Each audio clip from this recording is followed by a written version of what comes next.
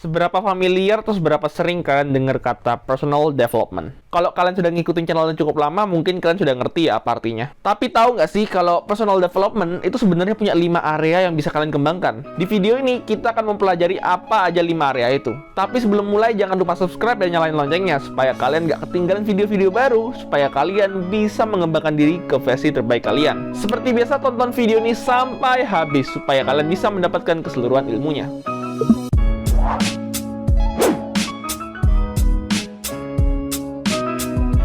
5 area pengembangan pribadi. Buat kamu yang baru datang di channel ini, aku ucapin selamat datang di Paradigma. Aku bakal jelasin sedikit apa itu personal development. Nah, personal development itu subjek yang luas banget. Kalau di Business Dictionary, didefinisikan sebagai proses meningkatkan diri melalui kegiatan seperti meningkatkan keterampilan kerja, meningkatkan kesadaran, dan membangun kekayaan. Kalau buatku, personal development itu bisa menjadi apa aja yang membantu aku menjadi versi terbaik dari diriku sendiri. Oleh karena itu, ada beberapa topik berbeda dalam dunia personal development. Tetapi semuanya tampaknya termasuk dalam 5 kategori utama. 5 kategori itu adalah mental, social, spiritual, emotional, dan physical. Hari ini kita akan membahas masing-masing kategori ini. Mental. Yang pertama dari 5 bidang pengembangan pribadi adalah tentang menumbuhkan pikiran kamu. Beberapa contohnya adalah seperti mengikuti kelas, membaca buku, atau sesederhana menonton video YouTube yang informatif untuk meningkatkan keterampilan kamu. Dengan menyisihkan waktu setiap hari atau setiap minggu, kamu dapat melihat pertumbuhan dalam karir kamu, peningkatan produktivitas, dan banyak lagi. Kegiatan favoritku adalah seperti membaca buku tentang personal development, mendengarkan podcast, dan bahkan mengikuti kursus. Social. Kategori ini adalah tentang meningkatkan komunikasi kamu dan kehidupan sosialmu. Menurutku kategori ini adalah yang paling diabaikan. Namun social personal development merupakan kegiatan yang penting untuk dilatih. Karena manusia itu adalah homo homini socius, yang artinya manusia itu adalah teman bagi sesamanya, makhluk sosial. Setidaknya begitu menurut filsuf Romawi, Lucius Annaeus Seneca. Contoh kategori sosial ini adalah seperti mempelajari bahasa baru, melatih keterampilan berbicara di depan umum, dan berkomitmen untuk mendengarkan lebih aktif dalam pembicaraan. Ketiga, spiritual. Spiritual personal development dapat berarti sesuatu yang berbeda untuk setiap orang. Cara terbaik yang aku tahu untuk menggambarkannya adalah apapun yang memberi kamu kedamaian dan membantu kamu terhubung dengan diri sejati kamu. Kegiatan yang termasuk dalam kategori ini dapat berupa apa saja, mulai dari berdoa, membaca kitab suci, hingga berjalan-jalan di alam atau bermeditasi. Sebenarnya masih banyak lagi caranya. Kalau kalian tertarik, aku bakal kupas satu video khusus untuk membahas spiritual personal development. Emotional. Yang keempat adalah emotional personal development. Emosi itu juga bisa dikembangin, tapi di sini maksudnya bukan membesarkan emosimu, bukan juga sebaliknya menghilangkan emosi. Karena manusia itu juga perlu namanya emosi.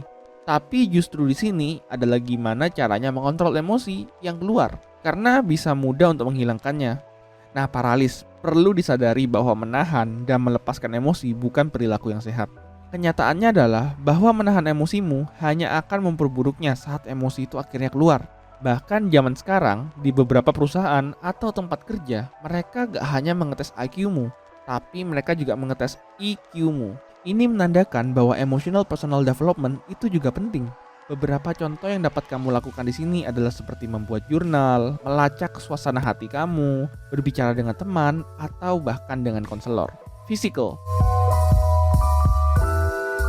Kategori kelima, kategori terakhir, yaitu fisik. Sekarang aku harap kamu sudah tahu kalau personal development itu yang benar adalah tentang keseluruhan diri kita, gak hanya fokus dalam satu aspek saja. Physical personal development itu lebih dari sekadar olahraga saja. Beberapa contoh aktivitas lainnya adalah seperti tidur 7-9 jam setiap malam, menyiapkan makanan, dan rutin memeriksa kesehatanmu. Dengan menciptakan kebiasaan yang lebih sehat seputar olahraga, makan sehat, dan tidur, kamu akan memiliki fisik terbaikmu. Sekarang setelah kamu mengetahui apa itu personal development, apa yang akan dicakupnya, kamu mungkin ingin tahu gimana caranya menyesuaikan dengan hari-harimu, bukan? Ini ada 2 ide cara untuk memasukkan personal development ke dalam hari-harimu, tapi ada banyak lagi. Aku akan menyarankan untuk membuat daftar kegiatan apapun yang dapat kamu pikirkan untuk setiap kategori, dan kemudian cari tahu mana yang sesuai dengan hari atau minggumu. Jadwal mingguan. Kalau kamu merasa terlalu banyak mencoba mengerjakan kelima bidang pengembangan pribadi, hari kamu sudah padat dan kamu tidak tahu cara menambahkan pengembangan pribadi, coba pisahkan jadi beberapa hari. Ini contohnya, Senin, kamu bisa kembangkan mentalmu. Dengerin podcast di perjalananmu ke tempat kerja. Podcastnya yang bisa penuh dengan diskusi singkat, tetapi mau motivasi dan informatif. Selasa, di sosial. Daripada pergi sendirian waktu jam makan siang, kenapa gak kamu pergi bareng teman kerjamu? Nah, waktu makan siang, kamu sekalian bisa berlatih mendengarkan secara aktif. Rabu terserah, Kamis emosional. Akhiri harimu dengan menulis jurnal. Apapun yang terlintas di pikiranmu, tulisin aja.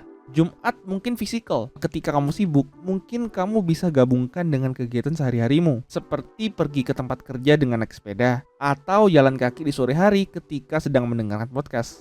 Sabtu terserah juga. Lalu di hari Minggu, kamu bisa kembangkan spiritualmu. Kamu mungkin bisa mencoba ketika bangun pagi, mulai harimu dengan renungan singkat, atau meditasi 5 menit sebelum bersiap-siap untuk bekerja. Nah, paralis, kalau kamu sendiri sekarang sedang ingin mengembangkan di area yang mana? Bisa kamu tuliskan di kolom komen. Ya, kayaknya segitu aja dulu. Aku Chris dari Paradigma. See you in the next video.